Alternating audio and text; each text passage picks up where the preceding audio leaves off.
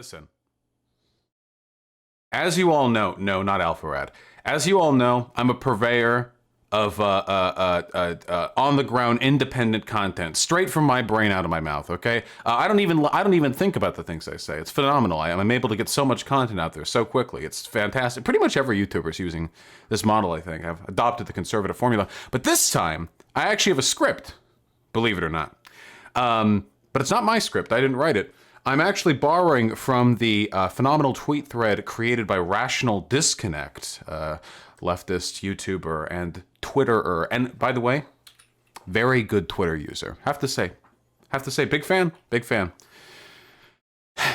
In light of the president's recent promise to make Antifa a terrorist group, which is a terrible idea for a number of reasons that I'm sure I don't need to repeat to you, but I will anyway in just a moment.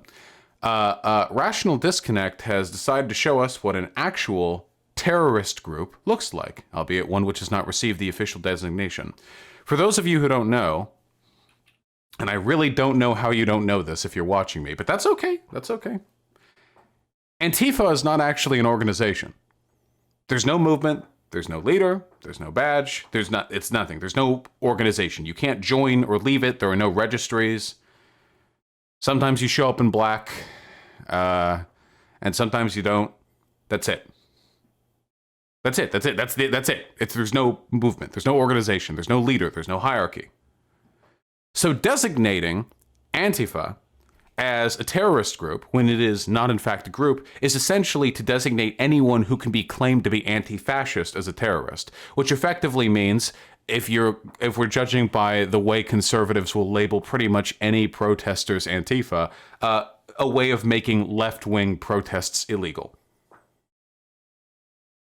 Very easy, logical step by step there. If you make, say for example, the Ku Klux Klan a terrorist group, which to my knowledge they are still not, it's very easy to draw the line right there. Are you a member of the KKK? Yes, no. Well, if yes, that's a terrorist group. That easy, huh? Find me an official registry for Antifa, and if you can't, I have to ask you, do you really trust the President of the United States of America and the district attorneys and the police to wield responsibly the information that anyone can be a terrorist if they add them to a nebulous and poorly defined classification? The Proud Boys are a terrorist group. Following my conversation with Count Dankula, in which he preposterously claimed they were not a fascist group and then decried Antifa for their political violence, I thought it might be a little funny to actually follow through in this thread and take a look at the Proud Boys themselves. Thanks, Rational Disconnect. I'm ripping your content. I love you, buddy. I started this gang called the Proud Boys. And The Proud Boys? The Proud Boys. What's Proud Boys about? We will kill you. That's the Proud Boys in a nutshell. We will kill you. We look nice. We seem soft. We have boys in our name. But like Bill the Butcher and the Bowery Boys, we will assassinate you. Now, part of the reason I agree to do the talk is because I'm allowed to bring all my guys. And we can fight our way in and fight our way out. Beating the shit out of these people. I think it's our job to do it. And the cops just turn a blind eye. If you're wearing a MAGA hat, as Sal is right now, Sal's in the studio, folks. Oh my God, it's Sal Cipolla. Where are you from? I'm here. Wow, you came a long way. You're wearing a MAGA hat, and some guy with a slightly punk demeanor comes up to you and says, "Hey, are you Sal or are you pro-Trump?" Choke him. Trust your instincts. Don't listen to what he has to say. Choke him. If I do a video where I say, how about we start throwing bricks? Is that legal? You can't call for violence on a specific person, but can you say they're throwing bricks? We should throw bricks.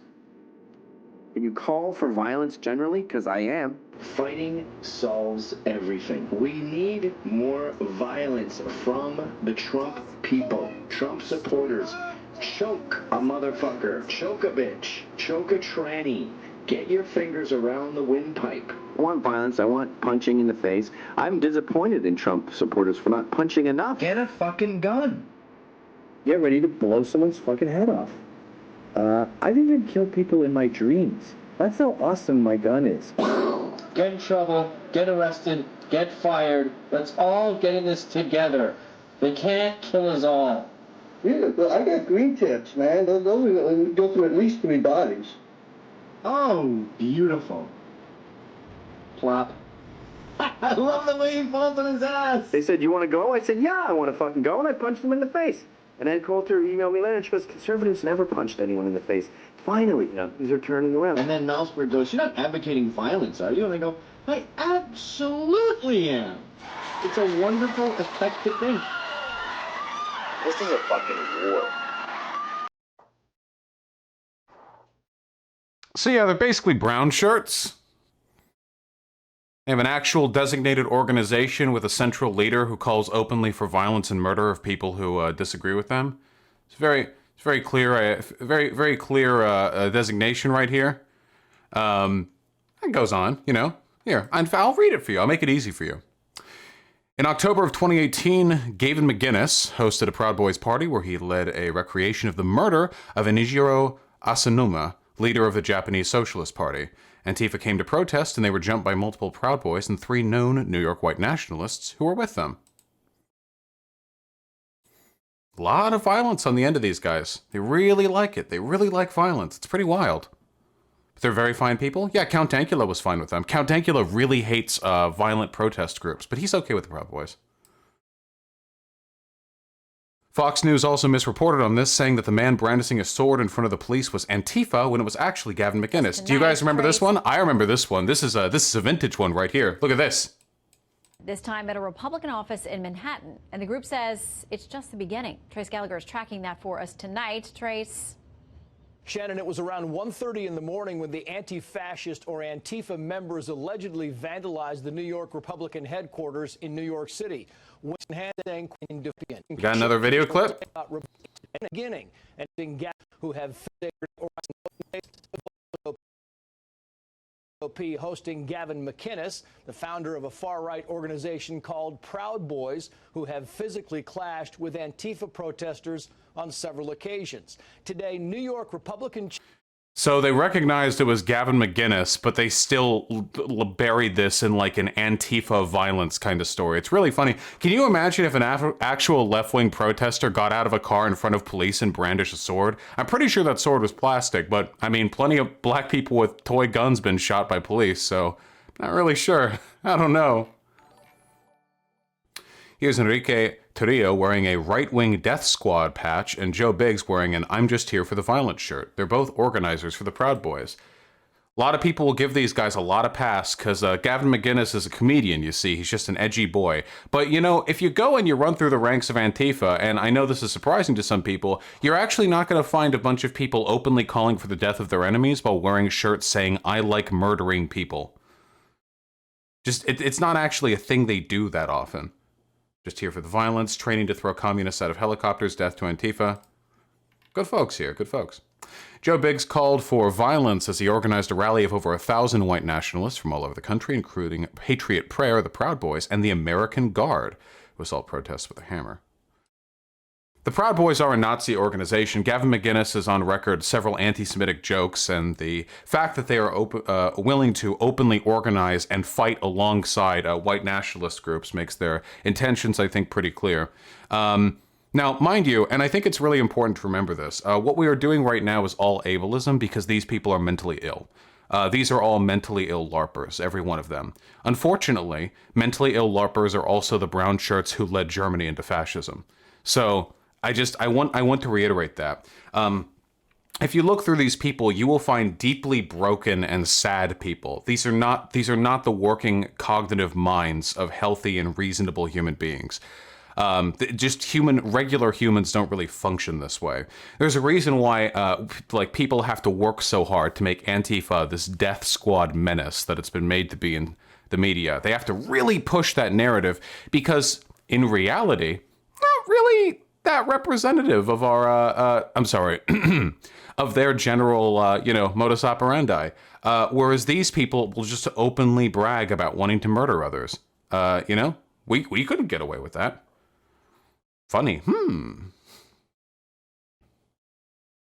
out here, we're going to keep wasting his resources. He's going to call all the agencies that he's called. He's going to call the National Guard, the FBI, all of those people, and we're going to keep coming out here until Ted Wheeler does something. What do you say to residents that say, we're paying taxes for this, and you're just wasting our resources? Do they pay federal taxes like I do? All of them pay taxes. Perfect. Then this is just as my city as my home back at Miami. This is the United States of America. So you've come here from Miami to waste the resources of Portland. That wasn't our original intent. But you just said that's what it was. Now. This is another really common thing amongst these far-right groups, is that they'll travel to different states to instigate violence. It's actually because, again, these people have no lives. And they dedicate their lives to this. This is everything to them, you know, because we're the Jews, the left, are responsible for everything wrong in their lives. We're the reason why they can't get it up anymore. We're the reason why they don't have a cute Aryan trad wife GF. We're the reason why they flunked out of high school. Like, we're everything to them. We are the monsters in their dreams. And for that reason, they'll dedicate their entire lives to engaging in far-right, I guess we could call it protesting. They'll travel from state to state, and for that reason, their dedication means that they can be everywhere in ways that counter-protesters can't. Usually, fucking anti-fascist counter-protesters aren't going to go across the country just to protest like 50 or 60 dipshits running through Main Street with AR-15s. White nationalist Kyle Chapman, named after the signature big stick he uses to assault people, also has close ties to the Proud Boys and is currently serving 5 years probation for felony possession of a weapon. Really common amongst these people, by the way. Being in prison, assaulting cops, assaulting their girlfriends, felony possession of weapons, that sort of thing. Proud Boy chat logs have also proven they plan to enact violence at rallies. This one's real good. This would be enough for a conviction if this was a left-wing group. Showing off weapons, like right before they go to a rally. If they want to meet wisdom, all they have to do is ask. They name their weapons. Look at this fucking guy. Look at this, like, 55-year-old. The fucking Maul machete. Jesus Christ. I named her wisdom. Proud Boy member calling for immigrant heads to be doing to all the illegals trying to jump over our border. We should be smashing their head into the concrete. Handling business. Separating them from their kids, making sure they're not with pedophiles and child molesters, people like the left. Be doing to all the illegal. Nice meme. Proud Boys targeting lone protesters, charged 3 years in prison, affiliation with white nationalist groups. It goes on. I mean, it really goes on. Thank you, Rational Disconnect. And it's at this point in time, I think, that I would like to talk a little bit about why the police seem to get along so well with the Proud Boys. See, that's the weird thing. It's that, again, despite the fact that Antifa has not killed a single soul in the history of this country, in spite of hundreds or even thousands of protests, the police seem to have a hard-on for us, and they really don't care that much about the Proud Boys. Now, mind you, I'm not saying every single police member is a secret KKK member or whatever, who secretly just loves seeing black people being killed. But some of them are. And ultimately, the police response to a protest is going to come down to the extent to which those protesters work against the interests of the people who pay those police salaries. When police go out onto the streets and start open firing at unarmed protesters, they're not doing that because the police are just trigger happy. They're doing it because they have existed in a culture where that type of behavior is encouraged and implicitly condoned by their superiors. Or, in some cases, because they've actually been given orders to do so. Usually before engagements like that, a police chief will say, hey, here are the conditions to determine engagement. Sometimes they'll be very hands-off. Sometimes they will be very, very hands-on. I bring you to about as hands-off as I have ever seen the police, at least in recent history. This was, if you can believe it, almost 1 month ago to the day during one of the coronavirus lock-in protests.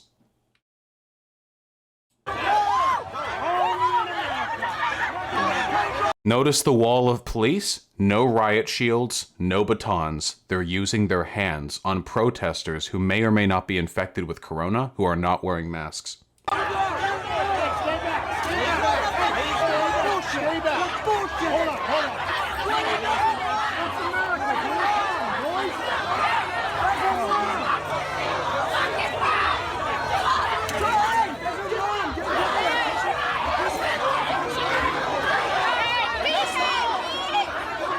Now, being that the cops aren't wearing masks and the protesters aren't wearing masks, these protesters actually represent a much greater threat to the health of the police than any of the current protesters do. Guaranteed. Of course, I can't track these numbers directly, but statistically speaking, I wouldn't be surprised if some of these cops caught the Rona. Don't know if any of them died, but that's a much greater threat to their person than anything the protesters are doing right now. And yet, these cops do not have riot gear, they do not have weapons drawn, and they are allowing the protesters to get right in their face.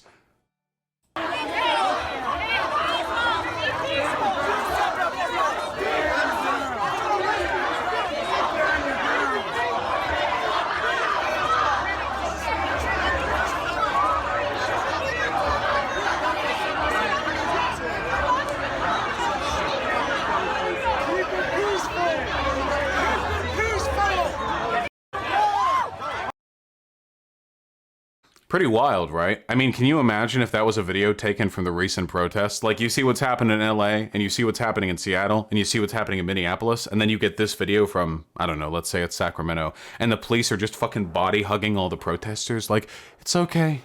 It's okay. Hey, don't hit us or anything. It's okay. You'll get your hair cut one day. You know? I can't fathom it. The police are fundamentally an authoritarian institution. There's a quote that I only half remember. I wish I could remember it. It's something along the lines of, this, that in every era, the church has stood against human freedom. Something like that. It's longer than that, but that's the basic gist.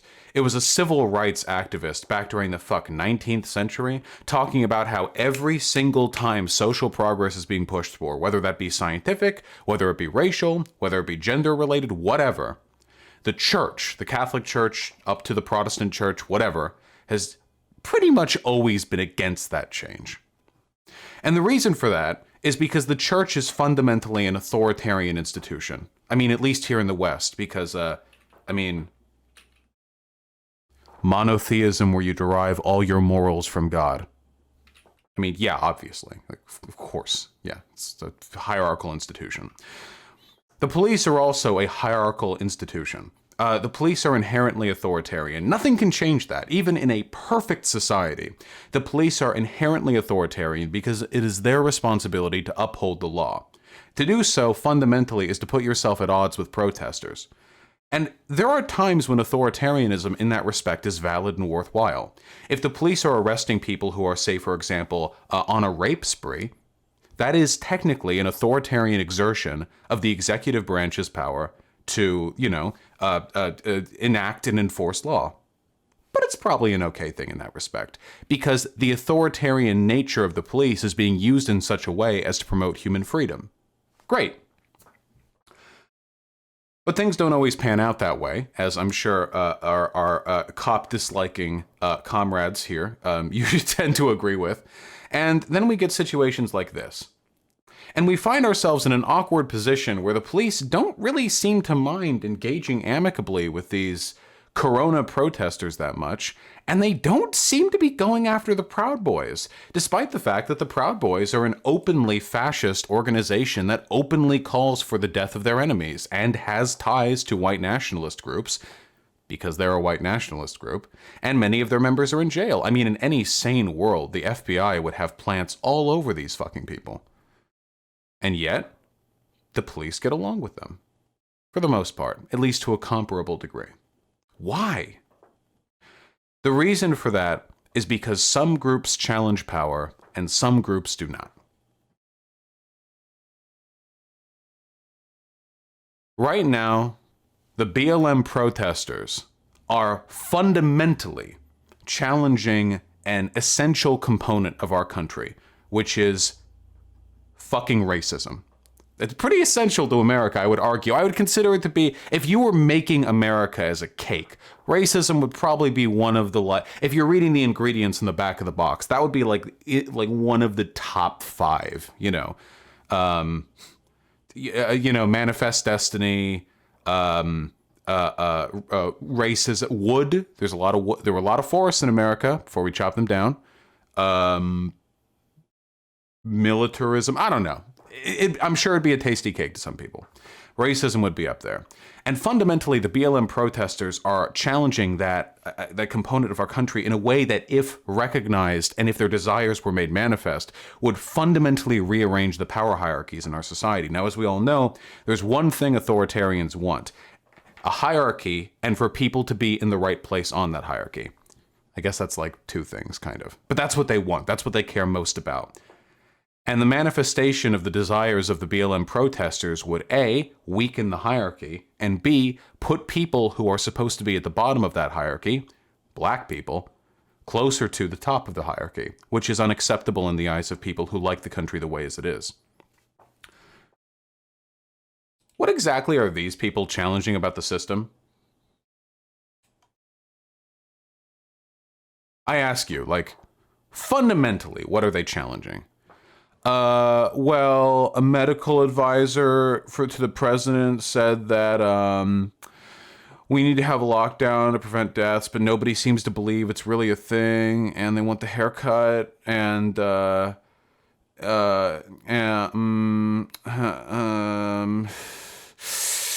yeah, I guess they just don't like quarantines, yeah, for what really is being challenged here? Now, you could argue, if you were a sensible person, you could say what's being challenged here is the fundamental democratic right for people to live in a society that is not being ravaged by a fucking plague.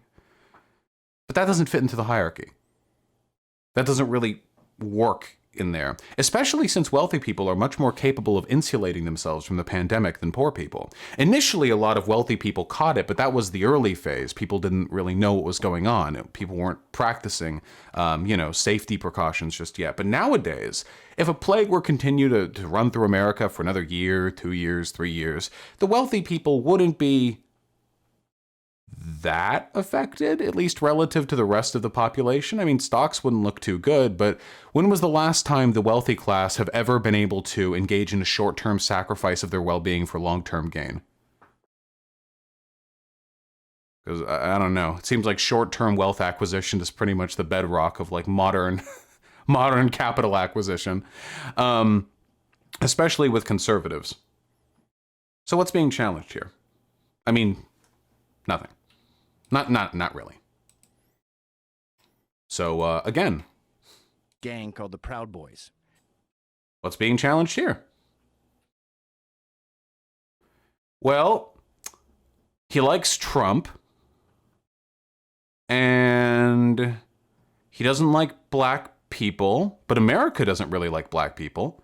He doesn't like trans people or Antifa, but America doesn't really like trans people or Antifa.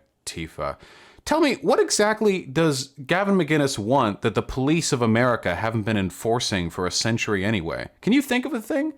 Let's really think about it for me. Let's see. He wants to crack the skulls of illegal immigrants. Okay, I mean, all right. Can read that one off a police roster. Brag about violence being done to protesters. I mean, we know what those cops are doing in their break rooms. It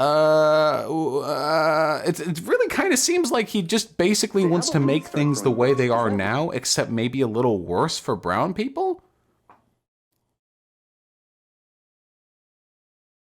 I mean, I don't know. Not that substantial a change, right? It's so funny because I've had this accusation leveled at me time and time again that I'm not a real revolutionary. I'm not a real anti-capitalist because I'm still on YouTube. The real revolutionaries are people like Nick Fuentes or Eric Stryker, who get banned off YouTube for their TOS violations. After all, if I'm accepted by the state, if the institution, if YouTube allows me to exist on their platform, that's an implicit endorsement of me. That's YouTube saying that they're okay with radical anarchy, whatever. The true threat to the system must come from the neo-Nazis who are getting banned from it. Well, that's the funny thing. Ignoring the fact that I'm permabanned from Twitch. The reason why I'm on YouTube and they're not is because I'm smart enough to avoid TOS violations. The reason why my people get fucked up at protests and these people do not is because they're not changing a goddamn thing about the system. That's the difference. These people aren't revolutionaries. These people aren't protesters. These people aren't avant-garde. These people aren't dangerous, vanguards against the system. They're not trying to bring in a new world order. They're just trying to keep things the way they are, except make it worse for brown people and trans people and women, I guess. And that's it. It's very boring. It's very unimpressive. These people to sit here and act as though they're the ones ushering in a new age of revolutionary nationalism. That's the LARP. They are dangerous, but it's not because the ideas they hold are some sort of a fundamental threat to the system that exists. They're dangerous because their ideas are so close to those of the system that exists that the state doesn't oppose them. That's their real threat. The threat they represent is that they're too close to the way things are for them to be meaningfully opposed.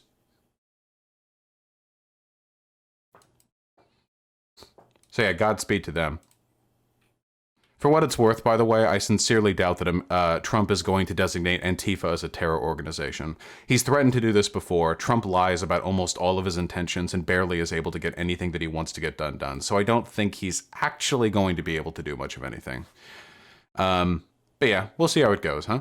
Oh, by the way, in case it actually does get designated a terrorist organization, I don't know what Antifa is. I've never been in Antifa. I've never even seen Antifa. I don't know what Antifa means. It does sound like some kind of expensive fish. And I never met her. Never met her. And every time I said otherwise, I was joking. It was a funny joke. And frankly, if you disagree with that, you're ruining comedy because you can't tell what a funny, obvious joke is. Honestly, it's pathetic how easily triggered you non-joke getters are.